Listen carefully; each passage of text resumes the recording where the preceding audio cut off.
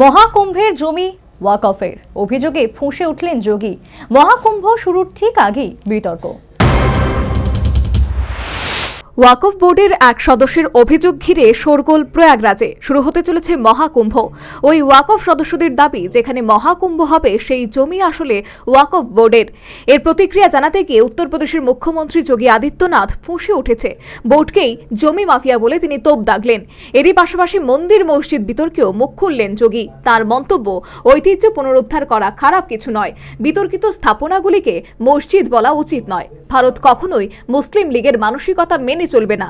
কয়েকদিন আগেই আরএসএস এর প্রধান মোহন ভাগবত উদ্বেগ প্রকাশ করেছিলেন মন্দির মসজিদ বিতর্ক নিয়ে। এই ধরনের ইস্যু থেকে সতর্ক থাকার নিদান দিয়েছিলেন ভাগবত। সম্প্রতি প্রশ্ন উঠেছে, উত্তরপ্রদেশের সম্ভলের জামা মসজিদ কি হরিহর মন্দির? 1875 সালের এএসআই রিপোর্টে বলা হয়েছিল, মসজিদের ভেতরে এবং বাইরে যে স্তম্ভগুলি রয়েছে সেগুলি স্থাপত্য প্রাচীন হিন্দু মন্দিরের মতো, যা প্লাস্টার করে লুকিয়ে রাখার চেষ্টা হয়েছিল। শুক্রবার এক অনুষ্ঠানে যোগ দিয়েছিলেন যোগী। সেখানেই তাকে বলতে শোনা যায়, হাজার হাজার বছর ধরে কুম্ভ ভারতের ঐতিহ্যের প্রতীক, চিরকাল এখানে হয়ে এসেছে। এটা ওয়াকফ বোর্ড নয়, ল্যান্ড মাফিয়াদের বোর্ড। সেই সঙ্গেই তার হুঁশিয়ারি, সরকার সমস্ত দখলকৃত জমি নিয়ে তদন্ত করে দেখেছে। তার দাবি, যখনই ওয়াকফ শব্দটি দেখতে পাওয়া যাবে, তদন্ত করে দেখা হবে আসলে কার নামে এই জমি ছিল। তারপর সঠিক মালিকের হাতে তা তুলে দেওয়ার চেষ্টা করা হবে। National bureau report, news vanguard.